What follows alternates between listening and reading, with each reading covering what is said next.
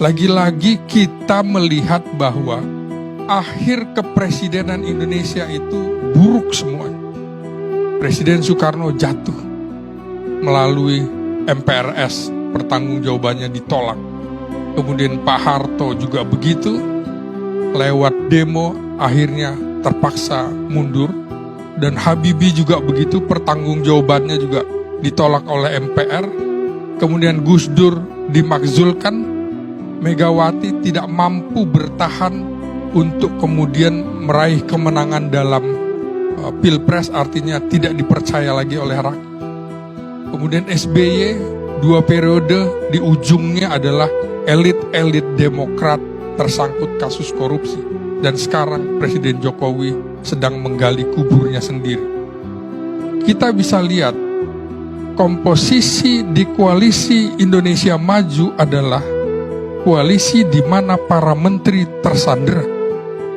Menko Perekonomian Erlangga, Menteri Perdagangan Zulkifli Hasan, Menteri Pertahanan Prabowo Subianto, Menteri BUMN Erick Thohir. Itu adalah tokoh-tokoh yang disandera, sehingga tidak bisa berbuat apa-apa dalam teori plot twist politik. Itu jelas bahwa Jokowi mengeluarkan model plot twist long term, sangat panjang sekali. Semuanya dibuka di akhir pada saat menjelang pendaftaran. Sehingga teori ini mengatakan semakin banyak orang terpedaya, semakin banyak orang tertipu, maka rencana skenario ini berhasil. PDIP tertipu awalnya, baru sadar sekarang. Sama untuk kasus ini, untuk kasus calon presiden, untuk calon wakil presiden juga begitu. Saya yakin seorang Erick Thohir itu 90% yakin akan dipasangkan dengan Prabowo Subianto. Ternyata kemudian teori plot twist politik itu menjungkir balikan semua. Jadi ini adalah bagian dari skenario panjang sampai dengan peristiwa yang dialami di Mahkamah Konstitusi. Mengapa kita bisa lihat dari rangkaian agendanya begitu sempit, tidak ada celah untuk mengubah keputusan, tidak ada celah untuk mengganti calon wakil presiden, tidak ada celah lagi karena peraturan KPU nomor 19 dengan begitu cepat 2 hari yang lalu juga diganti menjadi peraturan KPU nomor 23. Terkunci sudah.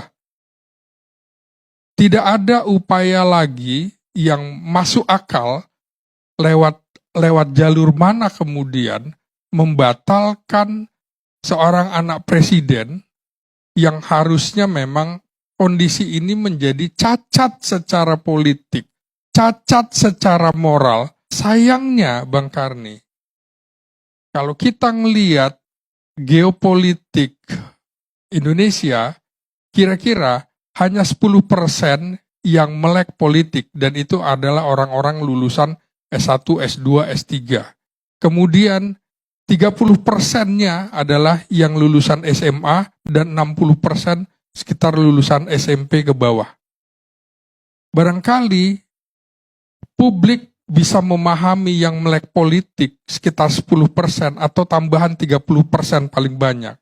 Mengetahui kasus betapa ada bayi sungsang yang dilahirkan MK untuk maju dalam pemilihan presiden. Tapi sebenarnya Bang Karni, kita lihat bahwa pemerintah punya jalan untuk bisa mengelabui itu dengan proyek-proyek bantuan langsung tunai kepada 60% itu.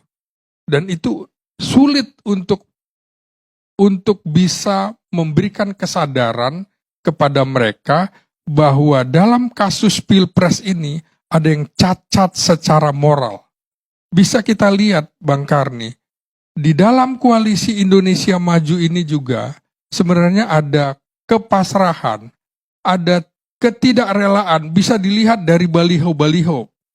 Misalnya baliho Demokrat, yang ada adalah gambar Prabowo dengan AHY.